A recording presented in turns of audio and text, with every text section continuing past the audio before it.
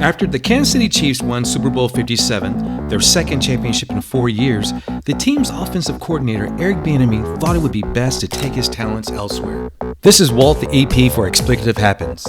During his press conference, Coach Bieniemy praised and thanked those who gave him an opportunity and stated he was ready for the new challenge as the new offensive coordinator for the Washington Commanders. Like my mom would say, be careful on what you ask for because you might not want to know what's behind door number 2. My question is, how does an offensive coordinator for one of the top offensive teams in the NFL that includes 2 Super Bowl victories in 4 years, and your next job is the offensive coordinator for an organization that's sinking like the Titanic? The Washington Commanders have no quarterback and a deplorable owner that will most likely be selling the team. Yeah, we've heard about Bieniemy's questionable past that included a bar altercation as a freshman in college when someone called him a racial slur, or the several minor driving infractions in college. Or what about the time he was the running back coach at the University of Colorado and the school came under scrutiny due to rape allegations involving Colorado players? Comparing his past to the likes of Urban Meyer, Lane Kiffin, and Steve Sarkisian, Eric would be viewed as a choir boy. Now I want you to look at these 3 coaches that were given a shot to become an NFL head coach: Matt Nagy, Matt Patricia, and Nathaniel Hackett.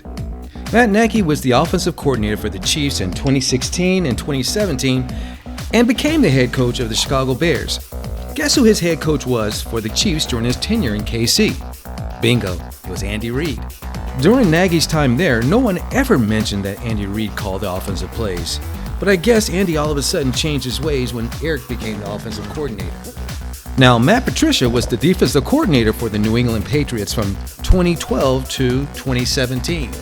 In 2018, Patricia was named the head coach for the Detroit Lions.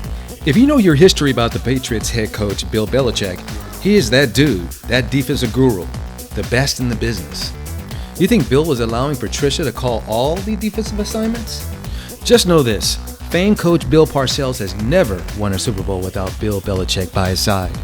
What I'm saying, no one ever used that liability to hire Patricia as the head coach, which he eventually had 2 forgetful and regretful seasons with the Lions.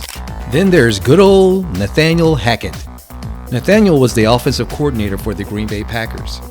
During that time, Hackett, alongside star quarterback Aaron Rodgers, the Packers had the league's best scoring offense in 2020. Rodgers won back-to-back MVPs with Hackett.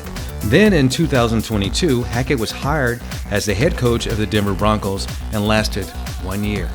I know shit happens, but no one said Hackett was living off Aaron Rodgers' coattails, as the media claimed Eric Bieniemy was living off Pat Mahomes. I ain't blaming the NFL or the owners, because the owners are going to do what the hell they want to do. However, I will say it's time for former and current NFL players, more specifically the high-profile black players, Travis Kelce too, to start bemoaning the owners about these egregious hiring practices. It's crickets out there. People know this ain't right.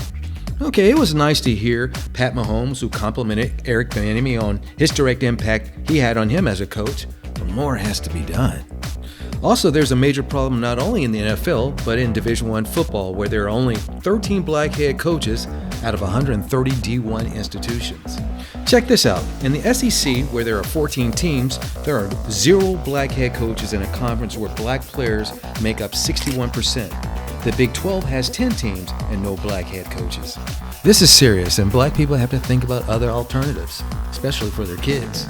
Now, before you Scott Adams apologists begin to bark that the Houston Texans have hired 3 consecutive black head coaches, listen to this. Romeo Crennel was there for 3 months as an interim head coach. David Culley had the job for 350 days.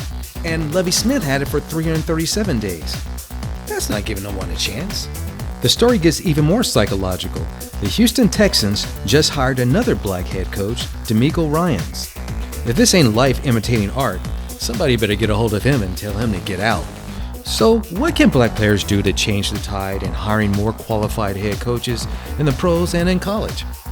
You don't have to be only black to give your thoughts, because there's good people in all cultures. Let us know your thoughts in the comments section. Subscribe to the channel and don't forget to hit the notification bell. Remember, if it ain't no expletive happens, then it ain't real.